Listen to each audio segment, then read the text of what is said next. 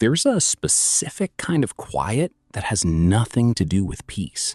You know the one. Someone asks, "Hey, you okay?" And you say, "Yeah, I'm fine." But you're not fine. You just don't have it in you to explain why. Not because there's nothing to say, because there's too much to say. And no version of saying it feels safe or worth it or even possible right now. So you go quiet instead. And if you're the kind of person this happens to, you've probably noticed a pattern. It's not during the calm moments. It's when everything piles up. When your inbox is a war zone, when your relationship feels shaky, when you're exhausted in a way sleep doesn't fix. That's exactly when the words disappear. The people who love you start to worry. They ask what's wrong. You shrug, you say nothing, you go to your room, or you stare at your phone without reading anything, or you just shut the door on the conversation happening inside you. Stay with me here, because this isn't a flaw. This is a nervous system doing something it learned to do a long time ago. Picture this. You've had one of those weeks. Work is a mess, a friend said something that stung, and you haven't slept properly in days. Your partner sits down next to you and says, gently, "You've been distant. Talk to me." And here's the strange part. You want to talk. You actually do. But when you open your mouth, nothing organized comes out. It's like reaching for a shelf of books and finding they've all fallen into a pile on the floor. So instead of sifting through the mess in front of someone, you just close the shelf. "I'm fine," you say. "Just tired." They walk away a little hurt. You feel a little more alone, and neither of you understands what just happened. This isn't rare. This is one of the most common and most misunderstood human responses to overwhelm. Here's why this deserves real attention, not a quick fix. The way you respond to overwhelm often becomes the way people learn to read you. If you go silent every time things get hard, the people around you start to associate your silence with rejection. They think you're pulling away from them, when really, you're pulling away from the chaos. That misunderstanding can quietly erode relationships, not because anyone did anything wrong, but because nobody named what was actually happening. And there's a personal cost too. Every time you go silent instead of processing, the feelings don't disappear. They just wait. Unspoken stress has a way of turning into tension in your shoulders, snapping at people over nothing, or lying awake replaying things you never said out loud. So understanding why this happens isn't just interesting psychology. It's the first step to interrupting a pattern that's been quietly running your relationships and your inner peace. Let's slow down and look at the mechanics in plain language. When you're overwhelmed, your brain doesn't experience it as a busy week. It experiences it as a threat. Doesn't matter if the threat is emotional, not physical.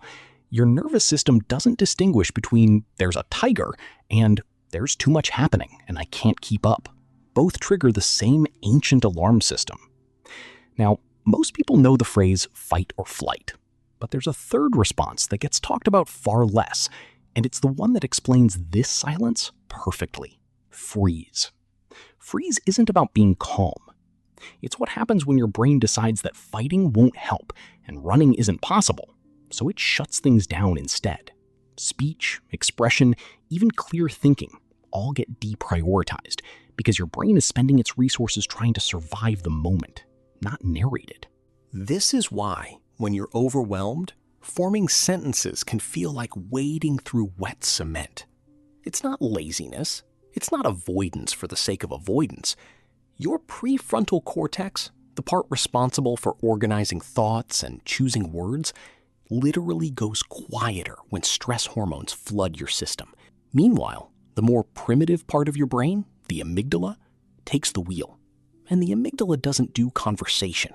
It does survival. So when you go silent, some part of you isn't being distant. Some part of you is protecting you the only way it knows how, by minimizing output until the threat passes. Real quick, before we go on, if that explanation just made something click for you, that's exactly what this channel is for. Hit subscribe if you want more of these. Now let's see what this actually looks like in real life. Think about a kid who grew up in a house where emotions caused chaos. Maybe expressing sadness got you dismissed. Maybe anger in the house was loud and scary. Maybe nobody ever asked, "How are you feeling?" So you never built the vocabulary for it. In that kind of environment, silence isn't a weakness. It's a survival skill.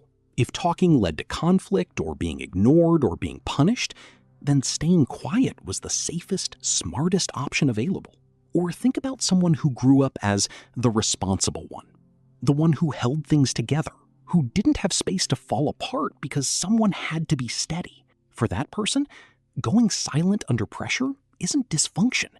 It's a role they were handed early, one that said, don't add to the noise, just manage it internally. These patterns get wired in early, and they don't just disappear because you're an adult now with a partner who genuinely wants to hear you. Your nervous system doesn't know the difference between the person asking is safe and the person asking might react badly.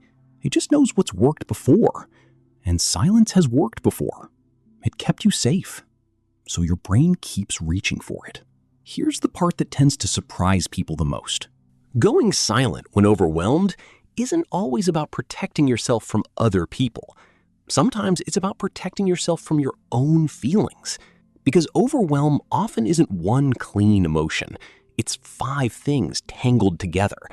Stress about work, guilt about snapping at someone, sadness about something unrelated, fear about the future, and exhaustion sitting on top of all of it like a weighted blanket. If you tried to speak in that moment, you wouldn't know which thread to pull first. So instead of saying something messy and vulnerable, your brain goes, let's just say nothing until this sorts itself out. Silence, in this light, isn't rejection. It's an attempt at self-preservation while your internal world catches up to itself. That distinction matters because it changes the story. You're not shutting people out because you don't care.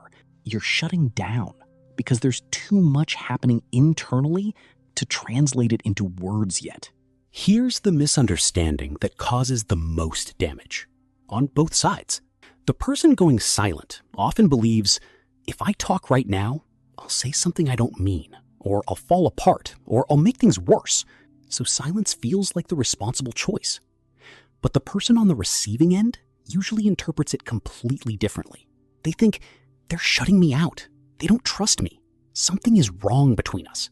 So they either push harder, which increases the pressure and deepens the freeze, or they pull away too, which confirms the fear that opening up leads to disconnection. Nobody's wrong here, but nobody's right either. It's 2 nervous systems misreading each other in real time. And this is the part worth sitting with. Silence during overwhelm is rarely a message about the relationship. It's a message about capacity. There's a real difference between I don't want to talk to you and I don't currently have the internal bandwidth to organize what I'm feeling into language. Most conflict lives in the gap between those 2 meanings. You don't fix this by forcing yourself to talk before you're ready. That usually backfires and reinforces the idea that emotional moments are dangerous. Instead, something small tends to work far better. Naming the freeze without explaining it fully. Something as simple as, I'm not ignoring you. I just don't have words for this yet. Can we come back to it later? That one sentence does something powerful. It doesn't demand you produce clarity you don't have, but it stops the silence from being interpreted as absence. It tells the other person, I'm still here. I'm just not available in the usual way right now. And for yourself, it helps to remember this isn't a character flaw you need to fix overnight. It's a nervous system pattern built over years that softens with patience, not pressure. The goal isn't to never go quiet again. The goal is to notice the quiet, understand what it's protecting, and slowly build enough safety that words can come back sooner. Maybe the silence was never about having nothing to say. Maybe it was always about having too much to say, with no safe place yet to put it. And once you see that clearly, once you stop treating your own silence as a failure and start treating it as information, something shifts. You stop being afraid of the quiet moments. You start listening to what they're trying to tell you. Because sometimes the most honest sentence a person can offer isn't a perfectly worded explanation. It's simply, I'm not gone. I just need a minute to find my way back to words. And that, more often than not, is enough.